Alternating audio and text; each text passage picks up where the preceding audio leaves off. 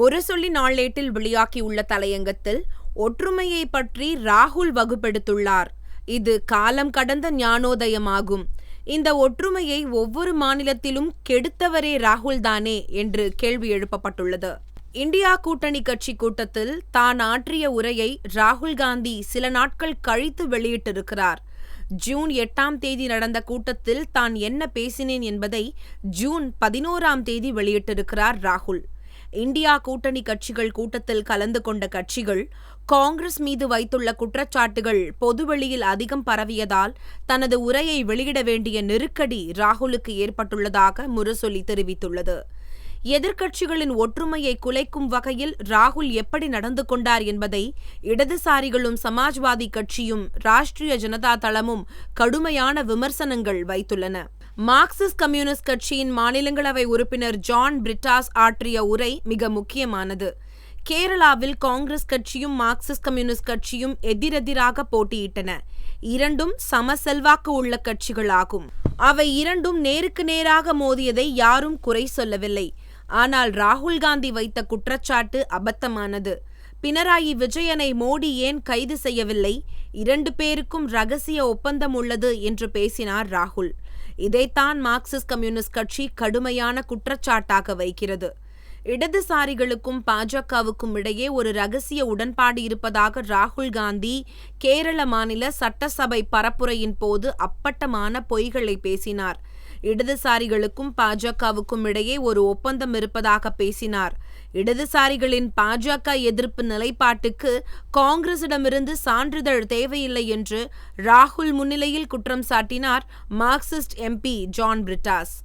இடதுசாரிகள் இப்போது இடதுசாரிகளாக இல்லை என்று ராகுல் சொன்னதை குறிப்பிட்ட இந்திய கம்யூனிஸ்ட் பொதுச் செயலாளர் டி ராஜா, இது ராகுலின் அரசியல் முதிர்ச்சியின்மையை காட்டுகிறது என்று விமர்சித்தார். இல்லை, உண்மைகளின் அடிப்படையில் தான் நான் அப்படி சொன்னேன் என்று குறிப்பிட்ட ராகுல், அதானியை கேரளாவுக்கு கொண்டு வந்தது இடதுசாரி அரசே என்று வாதிட்டார். அதானியை கேரளாவுக்கு கொண்டு வந்தது காங்கிரஸ் அரசுதான் என்று இடதுசாரி அமைப்பினர் பதிலளித்துள்ளார்கள் என்று முரசொலி தெரிவித்துள்ளது. சமாஜ்வாதி கட்சி தலைவர் அகிலேஷ் பேசும்போது, இந்தியா கூட்டணியிலிருந்து திமுக மற்றும் ஆம் ஆத்மி விலகி இருப்பது மிகப்பெரிய பின்னடைவு. இந்தியா கூட்டணி இதே வழியில் தொடர வேண்டுமா என்பது குறித்து தீவிரமாக ஆராய வேண்டும் என்று அழுத்தம் திருத்தமாக குறிப்பிட்டுள்ளார். பீகார் மாநிலத்தில் காங்கிரஸ் தலைவர்களுக்கும் பாஜக தலைவர்களுக்கும் இடையே பல பிரச்சினைகளில் ரகசிய உடன்படிக்கைகள் இருந்தனவா என்பது குறித்து எனக்கு சந்தேகம் இருக்கிறது. இது பற்றி காங்கிரஸ் தலைமையிடம் பலமுறை குறிப்பிட்டும் நிலைமையை சரிசெய்ய அவர்கள் எந்த நடவடிக்கையையும் எடுக்கவில்லை என்று ராஷ்டிரிய ஜனதா தள தலைவர் தேஜஸ்வி சொல்லியிருக்கிறார். பினராயி விஜயனை என்னால் கட்டி அணைக்க முடியாது என்று சொல்லியிருக்கிறார் ராகுல். அவர்தான் நாடாளுமன்றத்தில் பிரதமர் மோடியை கட்டி அணைத்தவராயிற்றே, அந்த காட்சியை மறக்க முடியுமா என்று முரசொலி வினவியுள்ளது. யாரும் ராகுல் காந்தியை பினராயி விஜயனை கட்டி அணைக்க சொல்லவில்லை. மாறாக பினராயி விஜயன் மற்றும் பிற எதிர்க்கட்சி தலைவர்களை கைது செய்ய கோருவதன் மூலம் அவர் அமலாக்கத்துறைக்கும் மோடி அரசுக்கும் ஒரு உதவியாளராக செயல்படுவதை நிறுத்த வேண்டும் என்று தான் நாங்கள் கேட்கிறோம். அது எதிர்க்கட்சி தலைவரின் வேலை அல்ல என்று மார்க்சிஸ்ட் பொதுச் செயலாளர் பேபி மீண்டும் குற்றம் சாட்டியிருக்கிறார். இதற்கு ராகுலின் பதில் என்ன? தமிழ்நாட்டில் நடந்த கதை ஊரறிந்ததாகும். திமுகவுடன் கூட்டணி வைத்துக் கொண்டே காங்கிரஸ் செய்த கழுத்தறுப்புகள் ராகுல் ஆசீர்வாதத்துடன் செய்யப்பட்டவையே ஆகும். இன்றைக்கு அவர்கள் சேர்ந்துள்ள கட்சியின் தலைவர் இந்தியா கூட்டணிக்குள் வரமாட்டேன் என்று பெப்பே காட்டியதும் தான் ராகுல் காந்தி நல்ல பிள்ளை வேஷம் போடுகிறார்.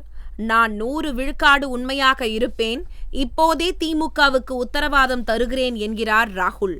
சட்டமன்ற தேர்தல் நடக்கும் மாநிலங்களிலெல்லாம் இந்தியா கூட்டணி கட்சிகளை ஆட்சிக்கு வரவிடாமல் தடுக்க எல்லா கீழ்த்தரமான வேலைகளையும் பார்த்துவிட்டு நாடாளுமன்ற தேர்தல் வரும்போது புலிக்கு பயந்தவர்கள் என்மேலே படுத்துக் கொள்ளுங்கள் என்று சொல்வதைப் போல ஆதரவை தேடுவதற்கு வெட்கமாக இல்லையா என்று முரசொலி கேள்வி எழுப்பியுள்ளது.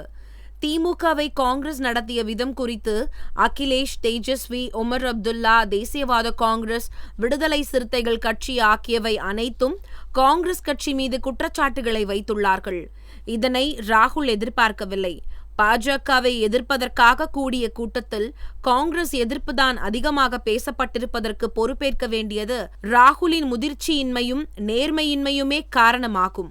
இந்தியா கூட்டணி கட்சிகள் காங்கிரஸ் மீது வைக்கும் விமர்சனங்கள் ஏற்கப்படும் என்று ராகுல் சொல்லியிருக்கிறார்.